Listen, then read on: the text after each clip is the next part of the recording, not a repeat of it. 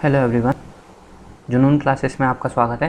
तो चलिए शुरू करते हैं आज का टॉपिक हमारा। अभी मैं आपको पढ़ाने वाला हूँ वर्क एनर्जी प्रिंसिपल। ठीक है, तो चलिए समझ लेते हैं इसको। ये कहाँ से आता है, या फिर मैं डायरेक्ट फॉर्मूला लिख दूँ, वहाँ से आपको न्यूमेरिकल करवा दूँ तो ज़्यादा बेटर रहेगा। ठीक है, तो यही करते हैं हम, डायरेक्ट फॉर्मूला लिख लेते हैं, फिर वहाँ से स्टार्ट कर देंगे हम न्यूमेरिकल करना। देखिए, फाइनली इसका जो फॉर्मूला होता है वर्क एनर्जी प्रिंसिपल का, वो होता है 1/2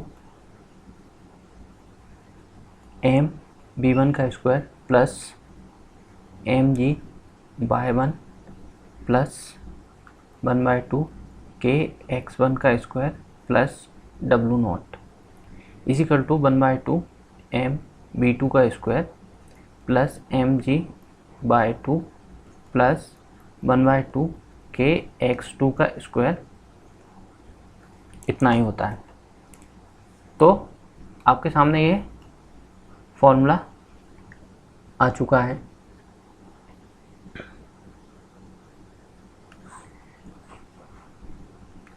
क्या फॉर्मूला आ चुका है आपके सामने? ये फॉर्मूला आ चुका है। ठीक है,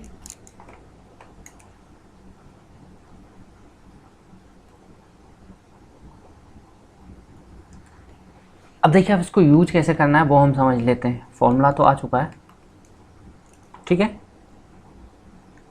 चलिए इसको यूज करना सीख लेते हैं हम।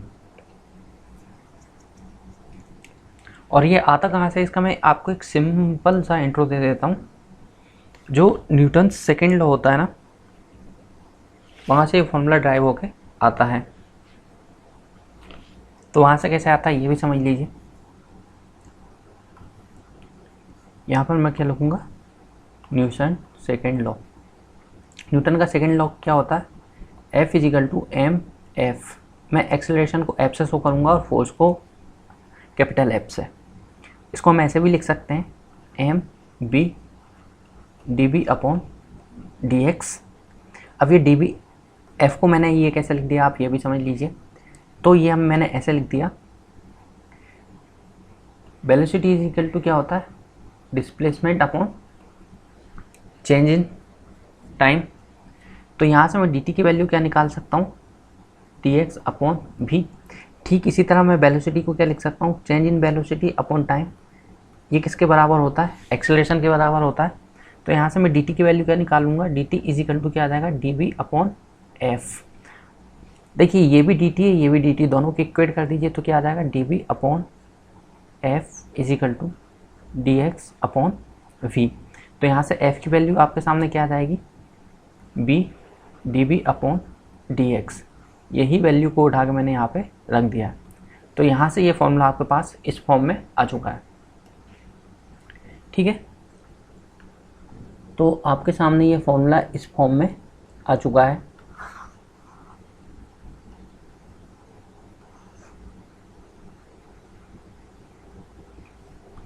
ठीक है, तो इसको आप याद रखिए।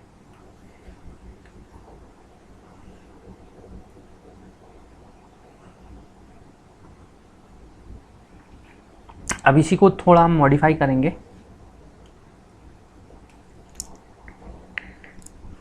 कैसे मॉडिफाई करेंगे ये भी देख लीजिए आप।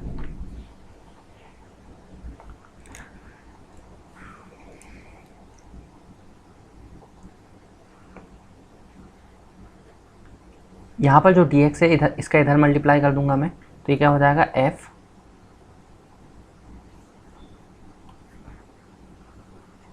dx is equal to M V D B.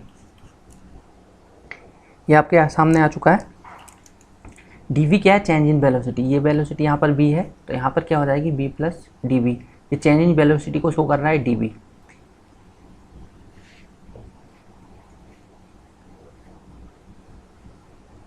तो यहाँ पे आपके सामने ये फॉर्मूला आ चुका है।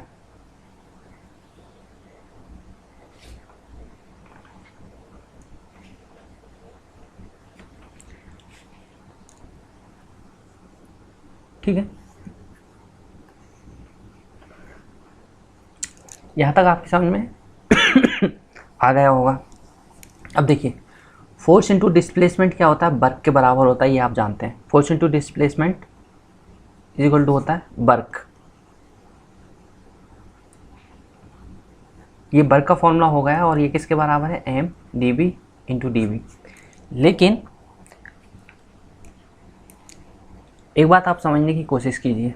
क्या समझने की कोशिश कीजिए,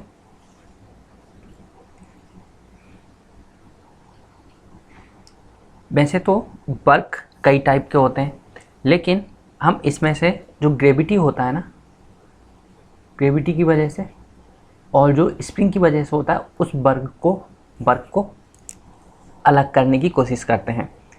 ठीक है, तो फोर्स इनटू डिस्प्लेसमेंट हो जाएगा वर्क, तो मैं इसको कैसे लिख सकता हूँ, D W is equal to F D X is equal to M V D V. ठीक है, तो इसको मैं कैसे लिख सकता हूँ, ये वर्क को मैं 3 टुकड़ों में अलग कर लूँगा। एक तो हो जाएगा आपका ग्रेविटी की वजह से वर्क, और दूसरा जो वर्क हो जाएगा वो किसकी वजह से हो जाएगा, स्प्रिंग की वजह से, और तीसरा अदर फैक्टर की वजह से जो वर्क आएगा वो आ जाएगा। ठीक है, चलिए नेक्स्ट पेज पे चलते हैं। अब देखिए, माना कि मेरे पास कोई एक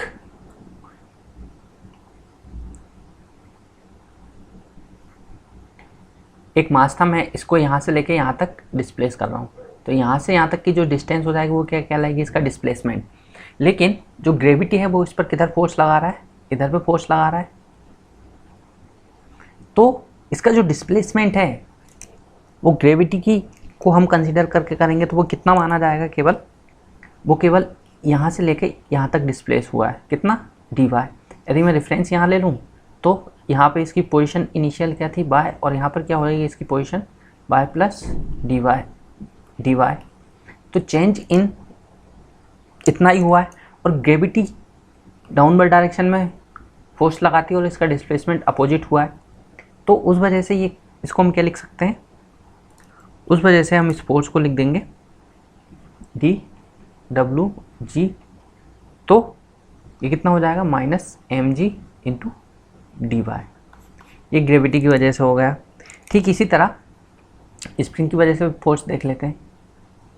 माना कि मेरे पास ये एक कोई स्प्रिंग है और यहाँ पे ये कोई मास है। ठीक है, अब मैं इस स्प्रिंग को थोड़ा डिस्प्लेस कर दूंगा, मास को डिस्प्लेस कर दूंगा, तो स्प्रिंग क्या एक्सटेंड हो जाएगी।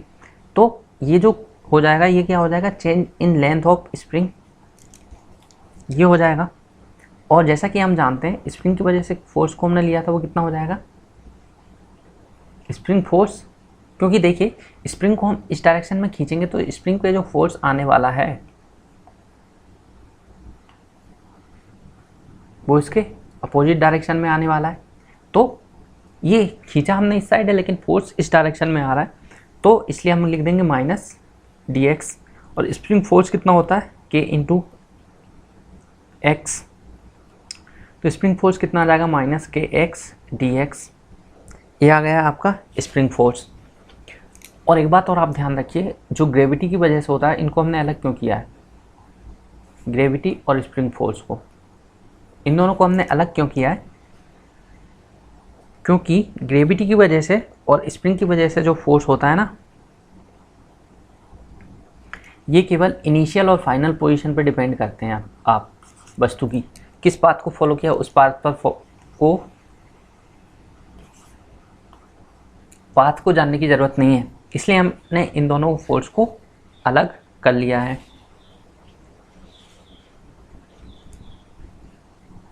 तो जो ग्रेविटी फोर्स होता है और स्प्रिंग फोर्स होता है, इनको हम बोलते हैं कंजर्वेटिव फोर्स। ये बात आप ध्यान रखिए। अब देखिए, अब मैं इसको एक साथ लिख दूंगा। टोटल वर्क को मैं क्या लिख सकता हूँ, मैंने जैसा कि आपको बताया था, स्प्रिंग की वजह से वर्क प्लस ग्रेविटी की वजह से वर्क और अदर कारण से वर्क, फ्रिक्शन की वजह से या फिर कोई आप एक्सटर्नल फोर्स लगा रहे हैं उसकी वजह से। तो स्प्रिंग फोर्स मैंने क्या निकाला है, minus K X D X. Gravity force मैंने क्या निकाला है, minus M G D Y. और अदर वर्क को हम ऐसे ही रहने देते हैं, ऐसे ही रहने दिया मैंने। और इसको मैं क्या लिख सकता हूँ, एम भी डी वी, ये भी वर्क हो जाएगा। अब इसका हम करते हैं क्या, इंटीग्रेशन। एम मास कांस्टेंट है, बाहर हो जाएगा, के भी कांस्टेंट है, बाहर हो जाएगा, एम भी कांस्टेंट है, बाहर हो जाएगा, और जी भी बाहर हो जाएगा। और डी डब्ल्यू नॉट का इंटीग्रेशन करेंगे। जब हम इसका इंटीग्रेशन करेंगे तो हमको क्या मिलने वाला है वो आप देख लीजिए। एम 1 से 2 तक कर रहे हैं, 1 से 2 तक कर रहे हैं, 1 से 2 तक कर रहे हैं, 1 से 2 तक कर रहे हैं। तो ये कितना हो जाएगा, एम v2 का स्क्वायर माइनस v1 का square by 2 equal to minus K X square 2 minus x1 का स्क्वायर, इसका whole of square by 2 minus M G, कितना हो जाएगा, y2 minus y1 plus other work को हम ऐसे लिख देंगे, अदर वर्क। अब मैं क्या करूँगा, इनको सेपरेट करने की कोशिश करूँगा। 1 वालों को एक साइड ले आऊँगा और 2 वालों को दूसरी साइड ले जाऊँगा। तो इसको मैं कैसे लिख सकता हूँ, एम v2 का स्क्वायर माइनस एम v1 का square upon two equal to minus K x2 का square upon 2 plus K x1 का square upon 2 minus M G by 2 plus M G by 1 plus W nought. अब 1 वालों को एक side कर लीजिए और 2 वालों को दूसरी साइड कर लीजिए, तो आपको क्या मिल जाएगा, आपको जो मिलने वाला है, इधर पे 1 को इधर ले आते हैं और 2 को इधर ले जाते हैं, तो आपको मिल जाएगा 1/2 m1 v1 का square plus M G by 1 plus 1/2 K x1 का square plus W nought equal to 1/2 m2 v2 का square plus M G by 2 plus 1/2 K x2 का स्क्वायर। अब देखिए ये वाली जो इक्वेशन है इसको देखिए आप, ठीक है। और स्टार्टिंग में मैंने जो इक्वेशन लिखी थी उसको देखिए आप, दोनों सेम ही है ना, m1 v1 mg bye 1 kx। तो ये इस तरह से आता है। चलिए अब इसका थोड़ा ड्राइव कर लिया तो इसका थोड़ा यूज भी कर लेते हैं हम। अब देखिए जनरली जो क्वेश्चन आते हैं वो कुछ इस तरह के होते हैं।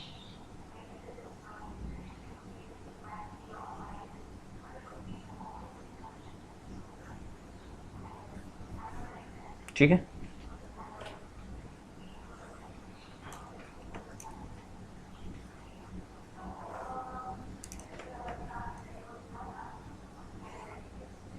चलिए पैराबोलिक दिखने तो लगा थोड़ा।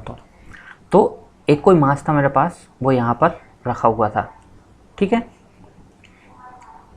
और ये जो लाइन है इसकी इक्वेशन कैसे दी हुई है, y इजिकल टू 8x, ये ऐसे दी हुई है।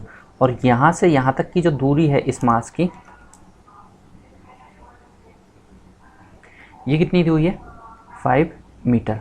ठीक इसी तरह जो ये वाली लाइन है इसकी इक्वेशन मेरे को क्या दी हुई है, 1.6x स्क्वायर। और यहाँ से यहाँ तक की जो डिस्टेंस है वो कितनी दी हुई है, 5 metre.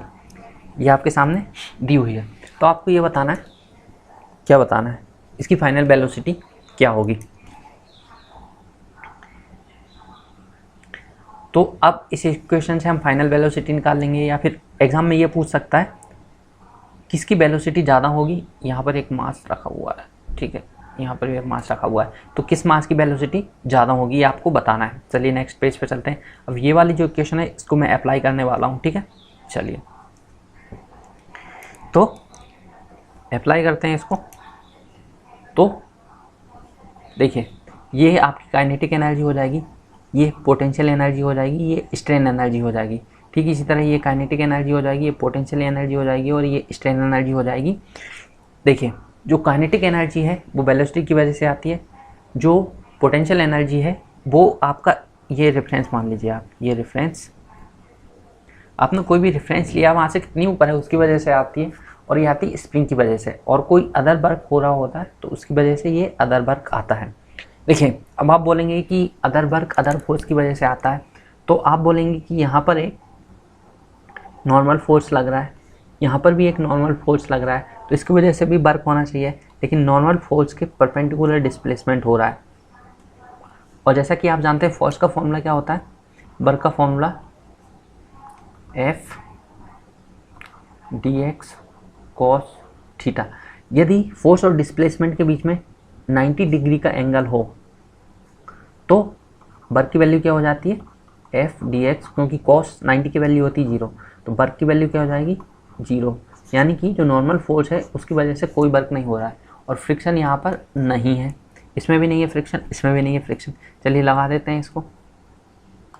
Kinetic energy at 1 plus potential energy at 1 plus क्या, strain energy at 1 plus W naught plus नहीं आया, इक्वल टू आया, is equal to kinetic energy at 2 plus potential energy at 2 plus strain energy at 2 plus W naught इधर नहीं आएगा।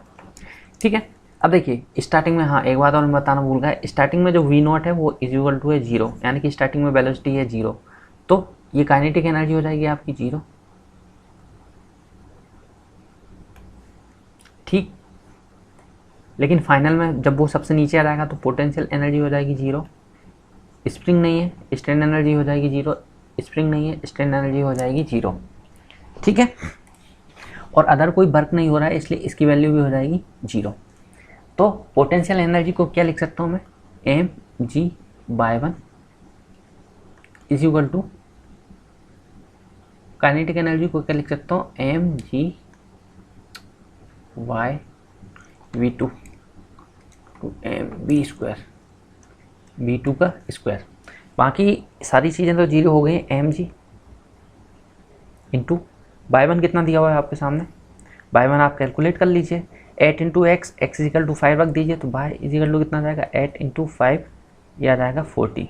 Second case में भी आप कैलकुलेट कर लीजिए, तो ये कितना आ जाएगा, इसकी इक्वेशन क्या दी हुई है 1.6x², और x कितना दिया हुआ है आपको 5, तो 1.6 इंटू 5 का स्क्वायर, तो ये भी आ जाएगा कितना 40, इसकी वैल्यू भी आ जाएगी आपके सामने 40। ठीक है, चलिए तो इसकी वैल्यू कितनी आ जाएगी 40 इज इक्वल टू 1/2 mv2 का स्क्वायर, m से m चला जाएगा, और ये कितना आ जाएगा g into 2 into 40 is equal to v square. तो v की वैल्यू आपके पास कितनी आ जाएगी 80g, ये आपके सामने इसकी वैल्यू आ जाएगी। ठीक इसी तरह आप सेकेंड केस में भी निकाल सकते हैं, क्योंकि सेकेंड केस में स्प्रिंग फोर्स नहीं लग रहा है, इसकी वैल्यू हो जाएगी 0, स्प्रिंग फोर्स नहीं लग रहा है तो इसकी वैल्यू हो जाएगी 0, कोई अदर वर्क नहीं लग रहा है इसकी वैल्यू हो जाएगी 0। ठीक, स्टार्टिंग में वेलोसिटी 0 थी तो ये वैल्यू भी हो जाएगी 0, लेकिन पोटेंशियल एनर्जी कितनी ऊंचाई पे है 40 पे, तो पोटेंशियल एनर्जी आ जाएगी, फाइनल पोटेंशियल एनर्जी हो जाएगी 0, स्प्रिंग फोर्स नहीं लग रहा है तो भी वैल्यू हो जाएगी 0। तो इसका आंसर भी आपको 40 मिलने वाला, ओ कितना मिलने वाला है कैलकुलेट कर लीजिए आप, तो इसकी वैल्यू जो आएगी आपके पास आएगी वो v इजिकल टू √80g। दोनों केस में वेलोसिटी बराबर रहेगी। तो गेट में ऐसा क्वेश्चन पूछा सकता है कि पहले केस में और दूसरे केस में वेलोसिटी क्या है, तो आपको बोलना है v1 इजिकल टू v2, या फिर आप ये भी बोल सकते हैं कि पोटेंशियल एनर्जी दोनों की। चलिए अब चलते हैं नेक्स्ट क्वेश्चन की तरफ। अभी स्प्रिंग नहीं थी, अब स्प्रिंग लगा के भी देख लेते हैं। तो देखिए ये है, ठीक है, और इसके बाद क्या, इसके बाद ये क्या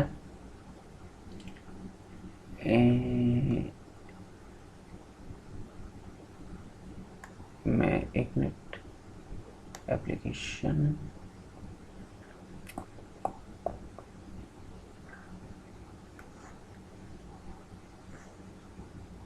इसके बाद आ जाएगा ये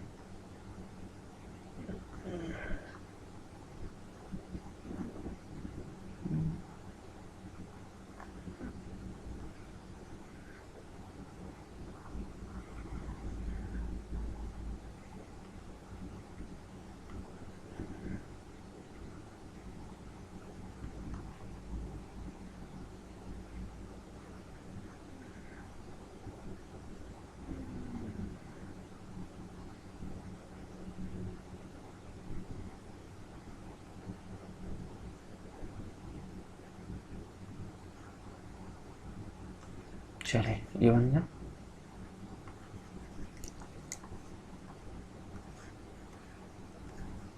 थोड़ा कर्व लगना चाहिए ना।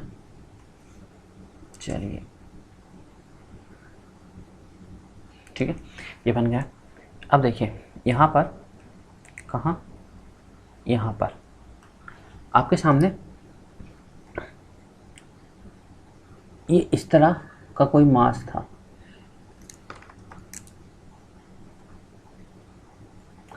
और ये यहाँ पर स्प्रिंग से लगा हुआ था,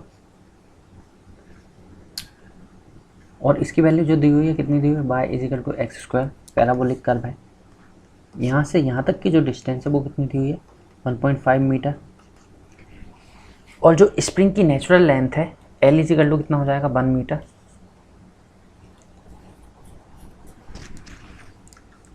तो आपको ये बताना है स्टार्टिंग में हम इसको कितनी वेलोसिटी दें कि ये यहाँ पर पहुँच जाए, इसी तरह इस पॉइंट पर ये पहुँच जाए।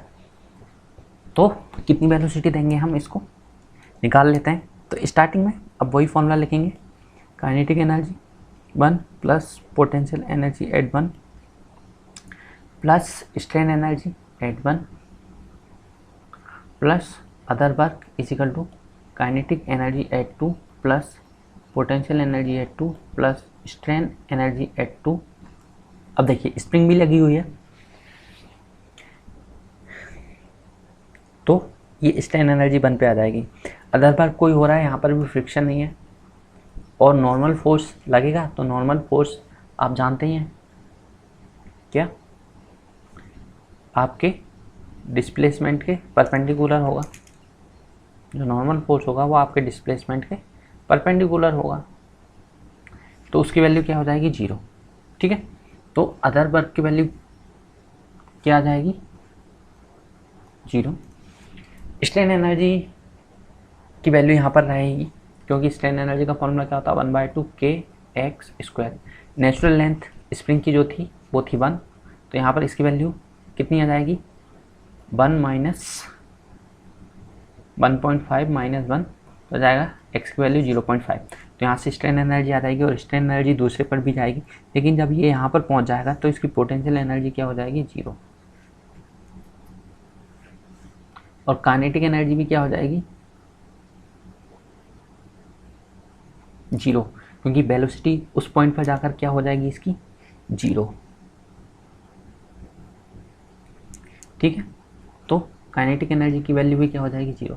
चलिए अब निकाल लेते हैं, 1/2 m v1 का स्क्वायर प्लस m g, यहाँ से इसकी डिस्टेंस कितनी हो जाएगी, 1.5 का स्क्वायर कितना हो जाएगा, 2.25, क्योंकि 15 का स्क्वायर होता है 225, तो 0 लगा दीजिए, इंटू 2.25 प्लस स्ट्रेन एनर्जी कितनी हो जाएगी, 1/2 के x की वैल्यू कितनी हो जाएगी, x की वैल्यू हो जाएगी, कितना एक्सटेंड हुई है, नेचुरल लेंथ थी 1 और एक्सटेंड हो गई है 1.5, तो कितनी वैल्यू हो जाएगी, 0.5 का स्क्वायर इजिकल टू, फाइनल ये 0 हो जाएगा, लेकिन स्ट्रेन एनर्जी क्या रहेगी, 1/2 इंटू, और k की वैल्यू भी आप सुन लीजिए, k की वैल्यू आपको दी हुई है 100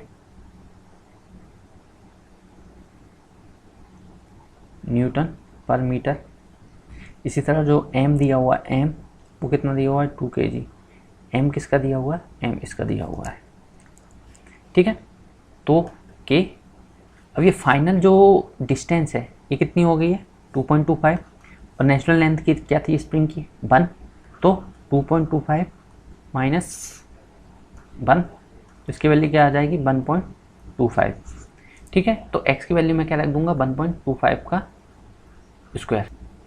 चलिए यहाँ पर भी वैल्यू रख देते हैं, तो 1/2 इंटू 2 इंटू b1 का square plus 2 into 9.81 into 2.25 is equal to, अभी कहाँ से इज इक्वल टू आ जाएगा, प्लस 1/2 इंटू 100 इंटू 0.5 का स्क्वायर इज इक्वल टू 1/2, के की वैल्यू कितनी आ जाएगी 100 इंटू 1.25 का स्क्वायर। जब आप इसको सॉल्व करेंगे तो जो वेलोसिटी की वैल्यू एट 1 आ जाएगी वो कितनी आ जाएगी आपके पास, वो आ जाएगी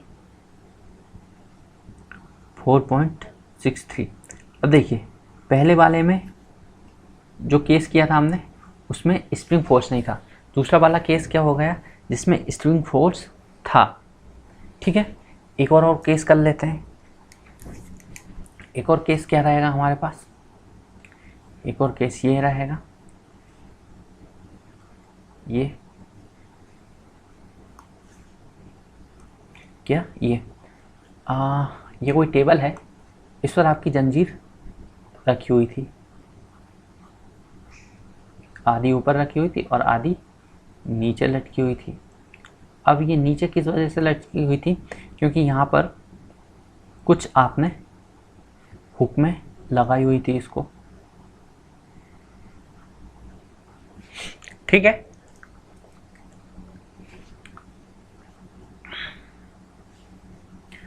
और ये फ्रिक्शन लेस है, कैसा है फ्रिक्शन लेस। और जो स्प्रिंग ऊपर लटकी हुई थी उसकी डिस्टेंस नहीं दी हुई है, केवल जो नीचे है उसकी डिस्टेंस कितनी दी हुई है a, ठीक है। अब देखिए जो मास है और जो लेंथ है उसका रेशियो कितना दिया हुआ है लैम्डा के बराबर। अब देखिए सेकंड सिनेरियो क्या रहेगा, सेकंड सिनेरियो ये रहेगा कि आप स्प्रिंग को रिलीज कर देते हैं, तो स्प्रिंग जब नीचे जा रही होगी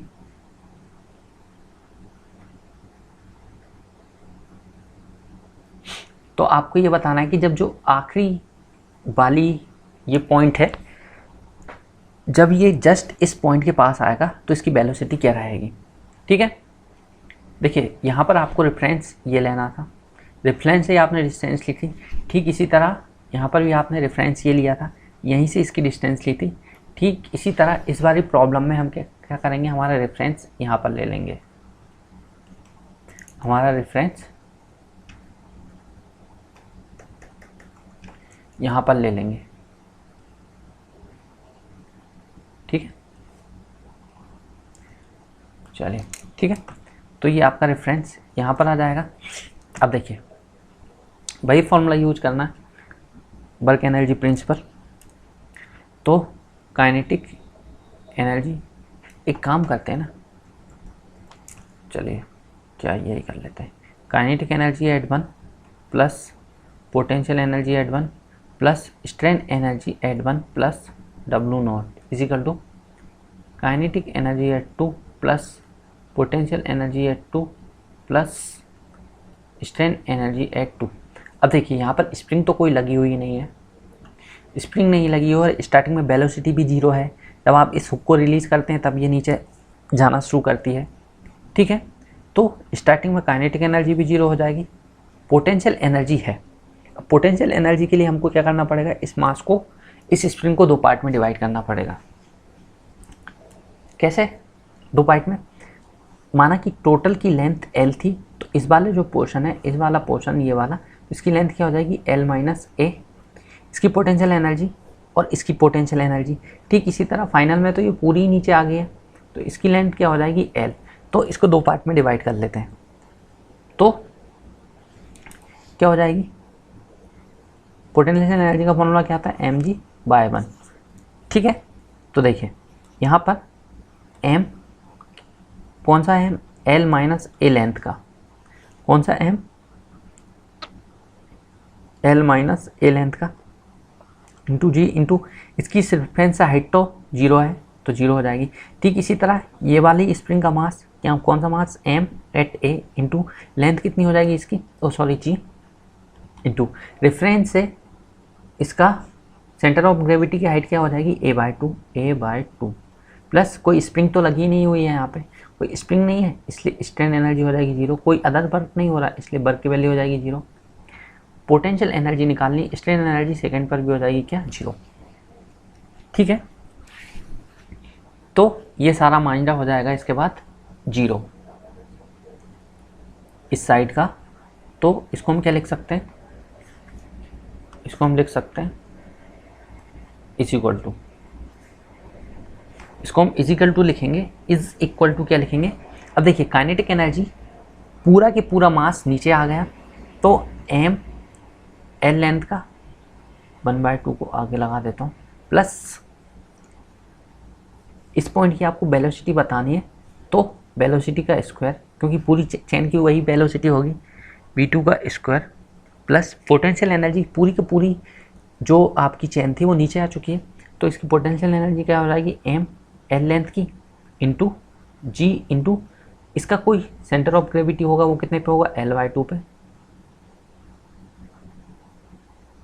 ठीक है, अब देखिए एक बात और ध्यान रखिए, यदि आप रेफरेंस से ऊपर कोई पॉइंट लेते हैं तो उसको पॉजिटिव लेते हैं और रेफरेंस के नीचे कोई पॉइंट लेते हैं तो इसको नेगेटिव लेते हैं। अब देखिए यहाँ पर जो है -a/2 क्या नीचे है तो इसको क्या मैं लिख दूंगा नेगेटिव, और ठीक इसी तरह ये वाला पोर्शन भी पूरा रेफरेंस के नीचे है इसलिए ये भी क्या हो जाएगा माइनस। ठीक है, मैंने इतना लिख दिया। अब देखिए इसकी वैल्यू तो 0 हो चुकी है, हमारे पास ये बचा है और इज इक्वल टू में ये बचा है दूसरी साइड,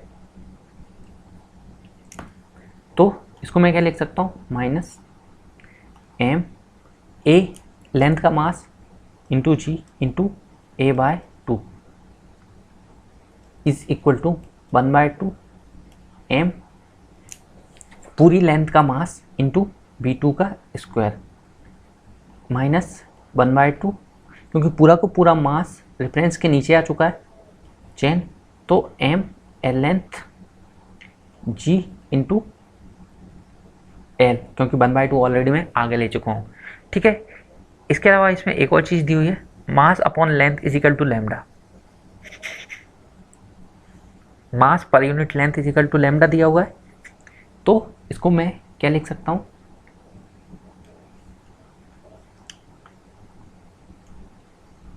लैम्डा और पर यूनिट लेंथ यानी कि टोटल लेंथ a हो जाएगी, तो इसको क्या मैं लिख सकता हूँ minus lambda a into G into a/2 is equal to 1/2।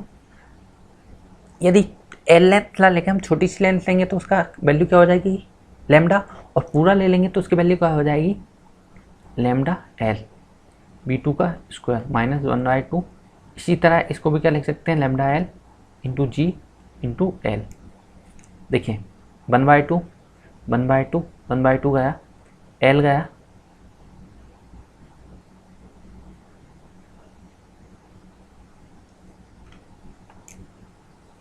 Lambda गया और यहाँ पर ये लैम्डा गया, तो यहाँ से जो फाइनल वैल्यू निकल के आएगी वो कितनी आ जाएगी, -g(a)² is equal to l v2 का स्क्वायर माइनस g(l)²।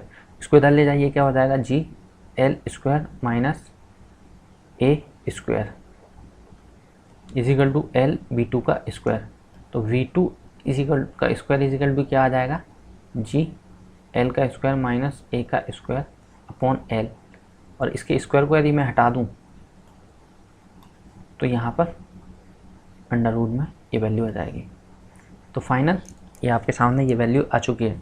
तो ये वर्क एनर्जी प्रिंसिपल का एक छोटा सा शॉर्ट वीडियो था, इसको आप देख लीजिए। यदि वीडियो अच्छा लगा हो तो लाइक करें, और भी आपके सामने के लिए वीडियो आएंगे इस चैनल पर।